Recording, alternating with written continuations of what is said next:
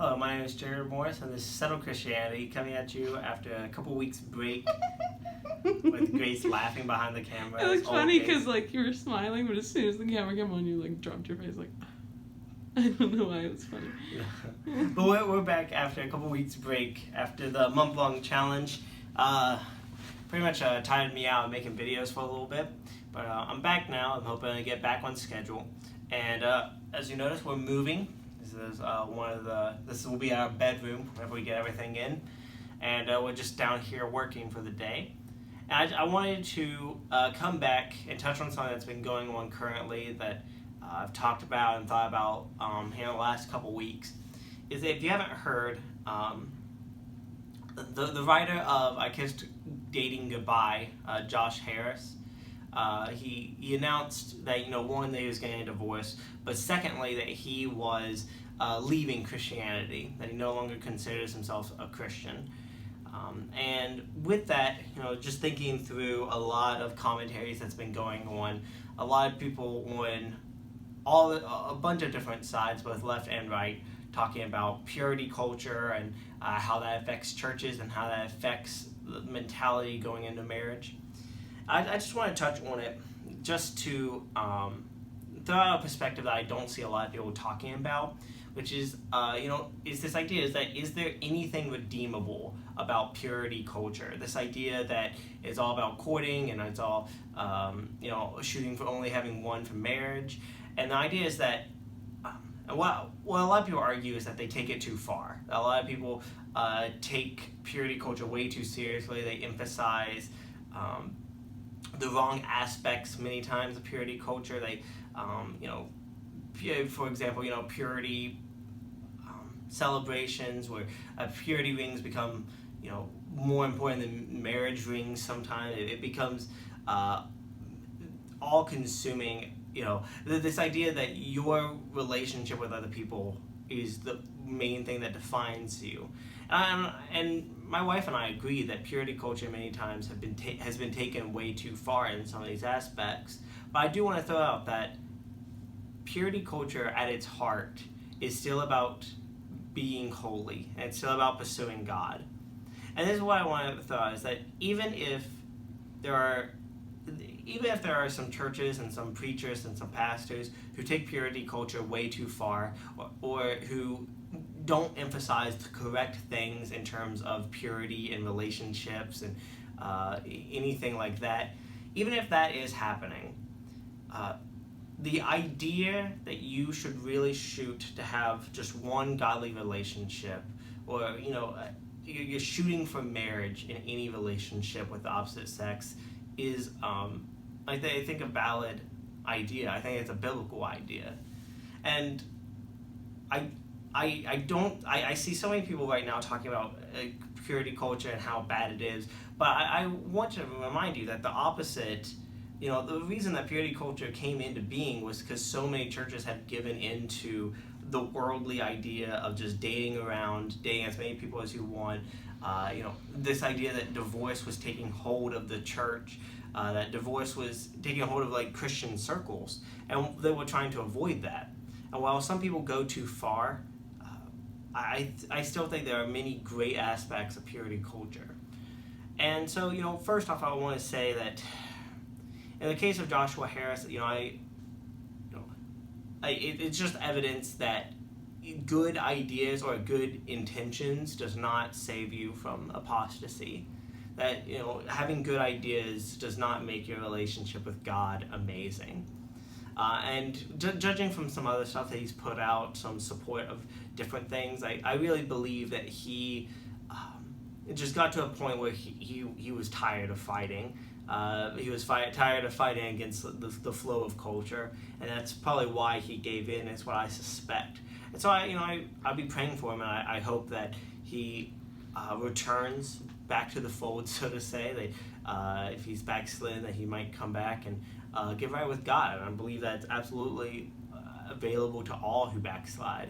And also, I encourage you to not, in wake of certain things that's going on, I encourage you not to throw out the idea of purity culture whole cloth.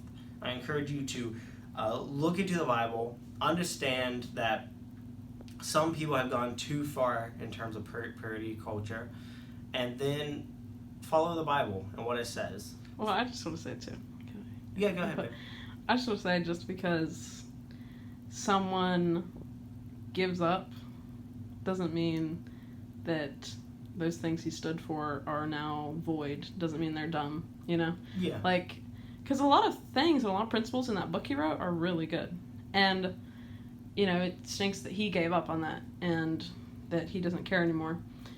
But that doesn't mean other people should give up. And that doesn't even mean that everything he stood for is wrong, clearly. I mean, I suggest the Bible first for dating, but I think, you know, there are definitely some helpful books that help us out, and I think that one of them, if you don't mind me endorsing a book, is something that Joshua Harris tried to do was kind of show that dating, if you're just dating around, then that's not preparing you for marriage. But I think a book that does a lot better job of that is a book that I read, and I suggested other people to read, but no one listens to me.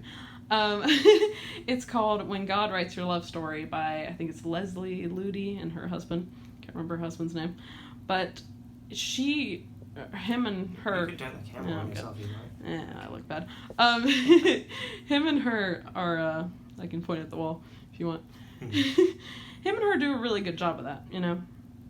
They talk about how truly dating around and dating people, you know, contrary to what the world says, it doesn't prepare you for marriage. It prepares you for divorce. It prepares you for, you know, well, it shows you really that, oh, if you don't like something or you're getting tired, then you just throw that relationship away and you start a new one. That's not how life is supposed to work. That's not, you know, that's not preparing you for marriage in any sense, you know.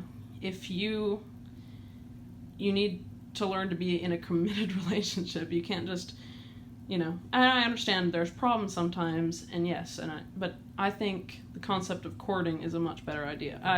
I use dating and courting interchangeably. I'm not one of those people who's like, oh my goodness, you date, you should be courting, like whatever. I called what Jared and I did dating, I called it courting, whatever.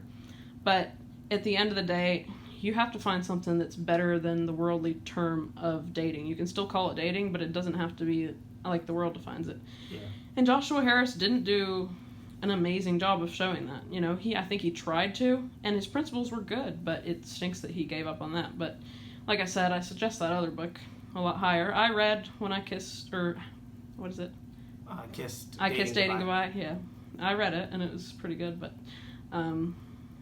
I think When God Writes Your Love Story is a lot better for that. But again, the Bible is obviously first authority on anything. But a lot of people take good biblical principles and make them into, you know, or, you know, touch on that principle and write a book on it. And I think those are really helpful. I read a lot of those sort of books. Anyway. There. Yeah, no, I totally agree, because I think that's also another problem, is that just because Joshua Harris failed, like, doesn't mean all his beliefs are wrong. Mm-hmm. Like, so many people fall into this, and also, like, the world falls into this all the time. Like, how many people, like, a pastor fails morally, and so many news sites, you know, write about how this is, like, representative of, like, all Christianity or all that type of belief. And yeah, and they act as if, oh, because that pastor failed or they quit or whatever, it means nothing they said was genuine. You know, nothing they said matters anymore. That's just not how life works. Yeah, absolutely not. That's so true. That I realize, I feel bad. I do hope Joshua Harris comes back to Christianity, comes back to God and repents. But I mean, what he was saying was pretty good for the most part. He touched on something else that I wanted to say, but like it's absolutely true. Like, just because, you know, just because someone takes certain beliefs too far does not mean that the world is offering a better solution.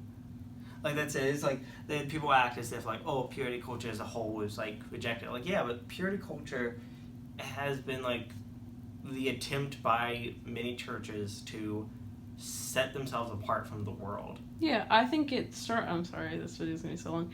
No, I think it starts with the intention to be holy and to separate, like you said, separate yourself from the world and, you know, be something greater for God. But then people and become, and I'll use the term loosely because I know my mother hates this term being used wrongly, but I will use it kind of wrongly.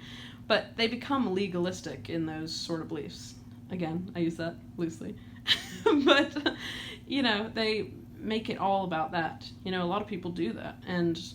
But I believe the intention behind it was, pure, was a good intention. But then, they just messed it up so much. Yeah. But it's like I just want to say, like, you don't have to be extreme. You don't have to be, really. You don't have to like major on any like small specific thing that is just super extra biblical. That's not really clearly said in the Bible. You don't have to do that. You can teach purity culture, so to say, as the Bible says. So without being crazy? Yeah, without being crazy. And because that's the thing, is that if you, if we're doing like what a lot of people say, like, oh, we just like reject purity culture, I don't see enough commentators talking about how the worldly system doesn't work. Like, it just seems like to be the assumption that, like, oh, this guy, these people take it too far and only quoting one person, or they go too far in their like terminology. Now we just need to go the other way, which is worldly, which is just dating around and doesn't work and hurts people. It's like, I get that purity culture taken to the extreme has hurt some people, but I mean, where are all the people who have been really genuinely hurt by worldly dating, by like worldly, and that's something going that around? He even goes over in his book. He tells the story about how he had a nightmare about how on his wedding day he he was standing up at the altar with his wife, and he was across from her, of course, and he had, I don't know, 4 or 5 women like holding on to his hand and like in a connection and like going down the aisle, and he said in the nightmare his wife started crying and asked like what's with this, like what is this all about, and he said it was him coming to the altar, marrying his wife with all these different attachments to him, because he had just carelessly dated around and carelessly given his heart away to other women, and so that and obviously I don't think particularly this way that like he said, oh I just giving kind of the scraps of my heart to my wife. I don't think it's that way. Obviously I think you can renew yourself in the Lord, and you can give your whole heart. You can give your whole heart. So I don't think necessarily that way when he says that, but I do there is some irreversible damage that's going to be there if you're just dating around, and there are going to be some connections that you don't want, and that is going to hurt you. It's going to hurt your wife. It's going to hurt your husband, whatever, if you're a female or a male. But it just, it's never a good idea. So he had some good principles in there, just, do you have anything else to say? That was really good. That's it. Okay. Well, I think Grace will probably have a video coming out Wednesday. I think she had an idea for a video. She hasn't told me what it is yet. And from the look on her face, I don't know if she remembers now. But it was very good. I'm glad that you joined in. I really hope you watched it to the end, because that was a very good discussion. But anyways, be looking for our videos. Come on, I'm trying to get back in schedule as we move into the house and everything. But with that, I want to say just thank you. As always, please like, subscribe, share, follow us on Facebook. It would really help us out. And as always, thank you for joining me. I'm Jared Morris with Settled Christianity, helping you continue in the faith.